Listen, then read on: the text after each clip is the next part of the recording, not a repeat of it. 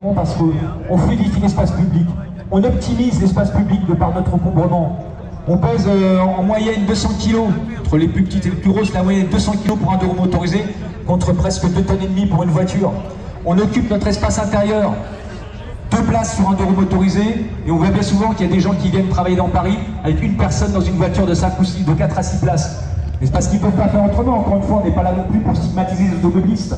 Mais on est là pour demander à ce que la mairie de Paris, enfin, reconnaisse que le 2 roues motorisé est une vraie solution et l'accepter comme tel. Et arrêter de flinguer du 2 roues motorisé, que ce soit motard ou scooter. D'ailleurs, on remarque aujourd'hui qu'il y a plus de scooters qu'avant parmi nous. Et c'est tant mieux parce qu'aussi ils commencent à prendre conscience. Environ 80% de scooters circulent dans Paris par rapport à 10%, à 20% de motos. Et quand on fait une manif, on est 90% de motos et 10% de scooters. Donc là, il y a un problème de communication. La Fédération française des motards en colère, même si elle s'appelle Motards en colère, elle est là pour défendre tous les usagers de roues motorisées. Donc ça serait bien que les scooteristes aussi viennent grossir de rang, parce qu'ils sont les premiers concernés.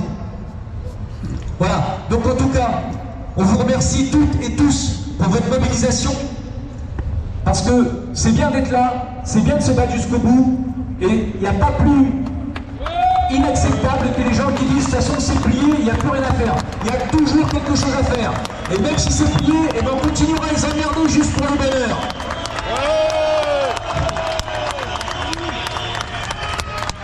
Donc merci à toutes et à tous d'être là. Je vous rappelle qu'une autre manifestation aura lieu le 20 novembre. Samedi 20 novembre, autre manifestation contre le stationnement payant pour les 2 roues motorisés. Et puis, avant de partir, n'oubliez surtout pas, pour celles et ceux qui ont des cache-plaques sur leur plaque d'immatriculation, n'oubliez pas de les enlever parce qu'à partir de maintenant, vous n'êtes plus en manifestation.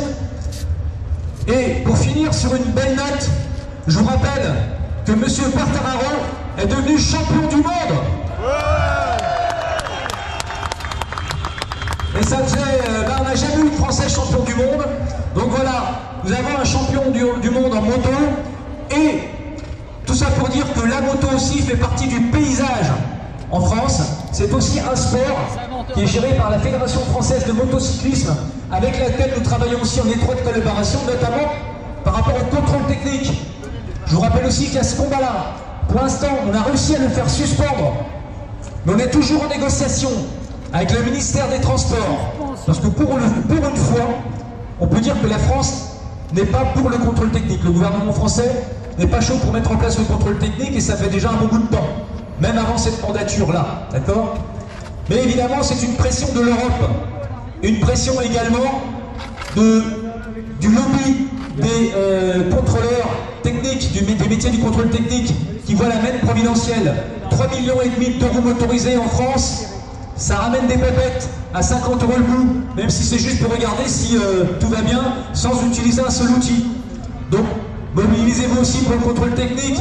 Pour l'instant, on ne fait pas de manifestation contre le contrôle puisque nous sommes en négociation avec le ministère pour poser des propositions vis-à-vis de l'Europe. Donc il n'est pas de question d'avoir, comme on voit sur Facebook, alors on va essayer de rétablir quelques vérités, d'avoir un contrôle technique différent. Non, la FFMC ne se bat pas pour avoir un contrôle technique différent, elle se bat pour ne pas avoir de contrôle technique du tout. Du tout. Donc on va trouver des solutions alternatives en termes de mobilité, en termes d'écologie, en termes de sécurité aussi, parce que la sécurité ça passe aussi par l'infrastructure routière à améliorer, par exemple. Donc on va proposer tout ça de façon à ce que la sécurité des motards puisse être améliorée, parce que c'est ce que veut l'Europe. Elle veut imposer un contrôle technique en disant qu'il faut améliorer la sécurité du motard. Sauf qu'en France, le taux de mortalité par accident des motards il baisse depuis plus de 15 ans. Nous sommes les bons élèves de la sécurité routière, malgré ce qu'on pourrait nous dire. Et tout simplement pourquoi? Parce que souvent un motard, il a aussi un permis voiture, voire un permis camion.